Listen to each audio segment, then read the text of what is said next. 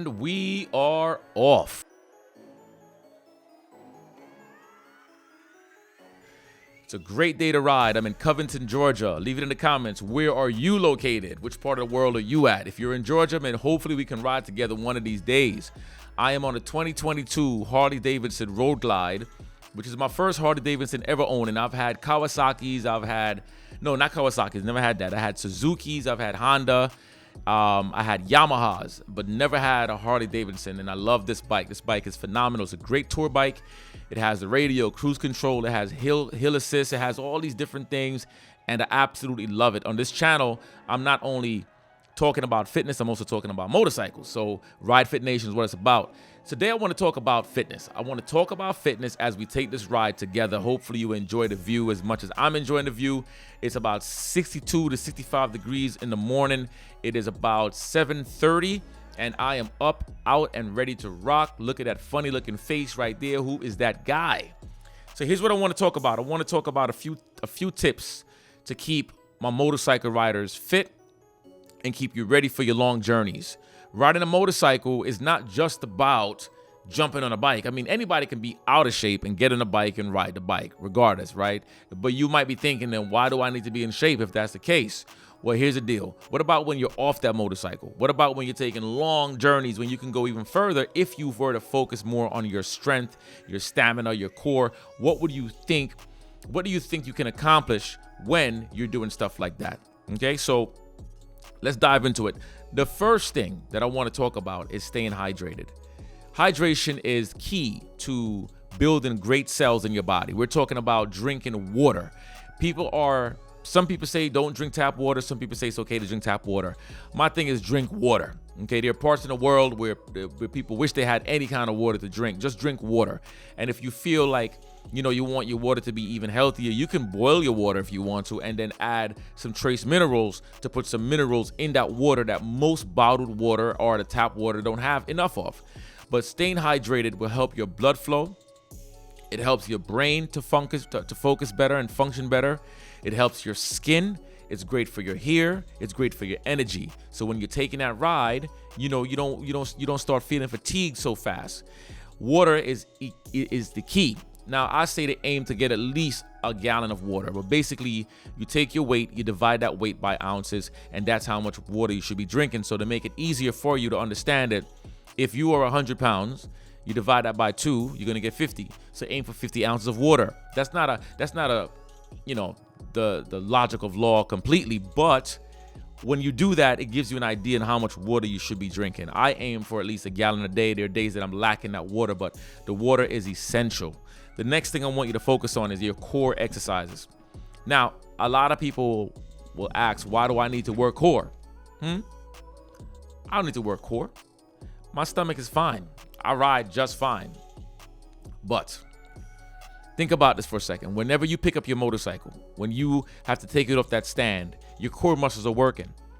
Even though the motorcycle is moving itself when you're riding at a certain speed, when you're working on the low speed, your core muscles need to be handled. When you come to a stop at a stoplight, your core muscles need to be handled. When you're riding that bike and that wind is blowing and you have to fight against that wind, your core muscles need to be handled. Those core muscles need to be strong.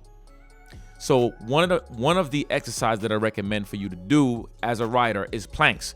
Planks are simple. You basically go down on your elbows. You're on the ground, of course. You're tucking that butt in, and you're in that one straight line. You're keeping your stomach tight, and you're working for about 30 seconds to a minute at a time. If you can hold it longer, then hold it longer. Also, do some crunches, do some Russian twists, rotating that torso, learning how to move the torso, because what happens when you're riding and you're not sure, you want to switch that lane. You know what happens? You have to turn your body, you have to turn your head to look. That's a part of the Russian twist. So all of these things are functional into your training. You have to remember, core exercises is not just about the abs. It's about your hips, and it's also about your lower back.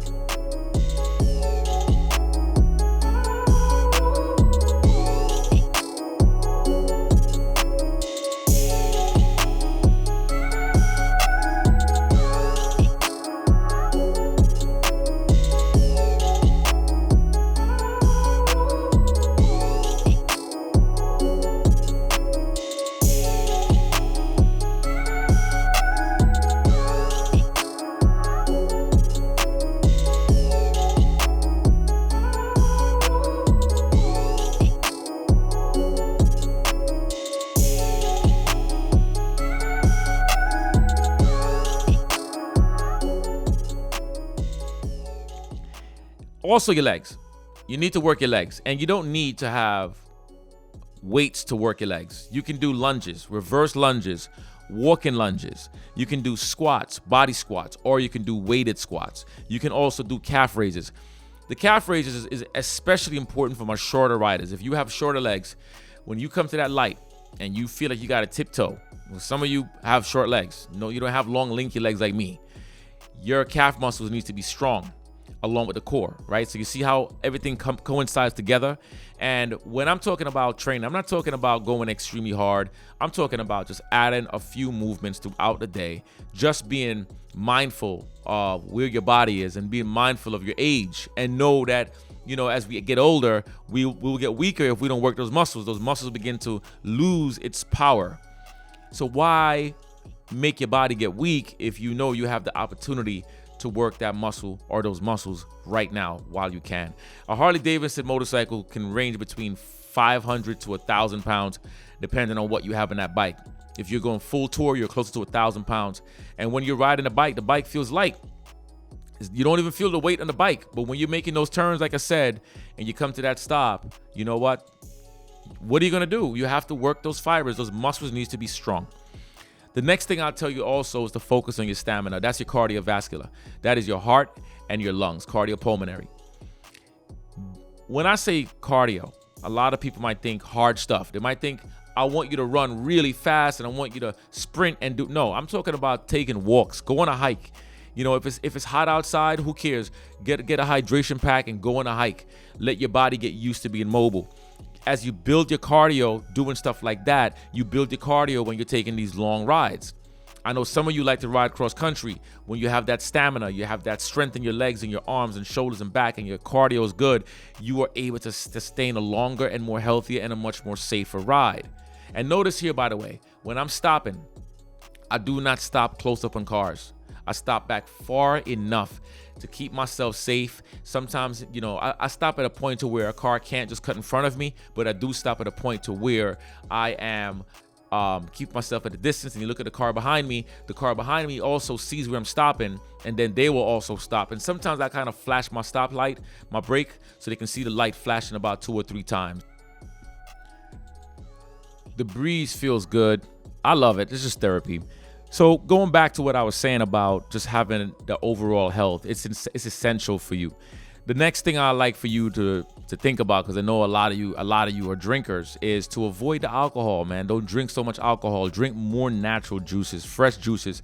Focus on the future you. What's the future you gonna say? If you're in your 40s like I am, I'm 46 at the time of this video. I want to be much healthier 10 years from now. I want to be a healthier 56-year-old, so I can look back at myself and say, yo, great job, Donovan. You did a wonderful job. Thank you for taking care of me. So cut out the alcohol. You don't have to cut it out completely, but cut down on it. And if you're riding your motorcycle, why are you drinking anyway? Why do I see a lot of people, so many people, drinking alcohol when they're on a motorcycle? You shouldn't even do that when you're in your car, period. So it's worse on a motorcycle. So have fresh juices. You take your ride, you find a motorcycle spots, the bike spots, and pull over. You get yourself something to eat, something to drink, a fresh juice, lemonade, smoothie. Get that, way healthier. Once again, look at where it stopped. I stopped further away from the car. Remember, practice that and do not tailgate. Okay, give yourself enough room. If there's an emergency, give yourself enough room. Now, the next thing I'm going to talk to you about now is stretching your body. How many times have you went on rides where your body just felt tight? You get to the stoplight, you have to switch your body and move your neck and all that stuff because your body gets tight. And when you're riding, that wind is against you. That wind is working your body, and you have to be strong and flexible, right? So, stretching. I would recommend for you to do at least 20 minutes of stretching every day. And you don't have to go 20 minutes straight. You can break it up throughout the day. If you stretch your lower back, you stretch your hips, and of course I have videos on this channel that you can go to and see me demonstrating a few different stretches. I'm going to link a video right here so you can see a video you can do and practice those stretches on the bike. When you're taking a stop, you're at the gas station, that's where you take your time to stretch your body. Not just a quick stretch, take a few minutes, and I'm telling you, you will feel way, way better than how you felt before you stretch. The body just wants to feel elongated. The body wants to feel good. All right. So for me, I have lower back issues, and my lower back will completely go out of me at times. But if I'm not stretching my body, then I'm telling you, my back will be out of me all the time. So just from stretching and making sure that my body is staying limber, staying looser, more flexible, it makes a heck of a difference in my performance. It makes a heck of a difference in everything that I do every day, on the bike and off the bike. The last thing is strength training for your upper body. Your upper body needs to be strong for riding. You cannot have a weak upper body. Once again, you could definitely ride. However, the stronger your body, the stronger your ride. Staying motorcycle fit is important. You want to look good on your bike too. You don't want to be looking all sloppy on your bike. You want to look good on your bike. But that's just facts. That's just my thing. But strength conditioning, doing pull-ups, push-ups, rows, lat pulls, working on your back, working on your chest, working on your arms, arm curls, doing stuff like that will help you to be better, look better, feel better, perform better. It's important for you to do that. So that's my tips for y'all. Stay hydrated, do your core exercises, legs, work your way through healthy juices, avoid the alcohol, stretch your body, and do strength conditioning training for your upper body as well. That's it for me. This is Donovan Green from Ride Fit Nation. I'm telling you that you just got to keep on going, become a healthier version of yourself, and I guarantee you, you're going to feel much better now when you start to be healthier and look way better than what you did before. All right, I'm out of here. Peace. I'm pulling up to the studio, about to get my class done.